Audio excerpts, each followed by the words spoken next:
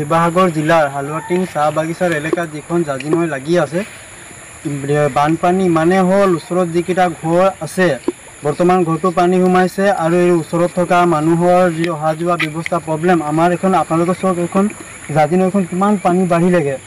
এইপিনে যিমান আমাৰ ধান খেতি চব্জি বাৰী আৰু আমাৰ যিটো ৰাস্তাটো যাতায়াতৰ ব্যৱস্থাটো একেবাৰে গৰাখহনীয়া কৰি থৈ দিলে।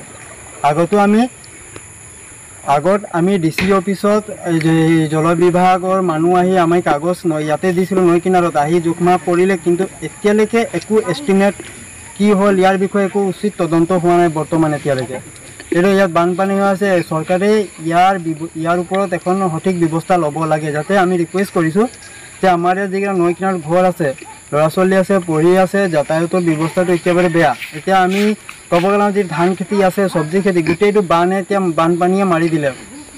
এতিয়া বৰ্তমান আমি ইমানেই ৰিকুৱেষ্ট কৰিছোঁ চৰকাৰক যে আমাৰ সৰু সৰু ল'ৰা পোৱালীকেইটা আছেই, আমি ক'ত যাম এৰি পিনে? ইয়াত যদি সহায় নকৰে আমাৰ চৰকাৰে। বৰ্তমানে ভাৰতীয় জনতা পাৰ্টি যিহেতু BJP চৰকাৰ আছে, BJP চৰকাৰক বিশেষকৈ অনুৰোধ কৰিছোঁ যে এই বিষয়ে অতি সোনকালে তদন্ত কৰি সুবিধা কৰি দিয়াৰ বাবে ব্যৱস্থা কৰে যেন।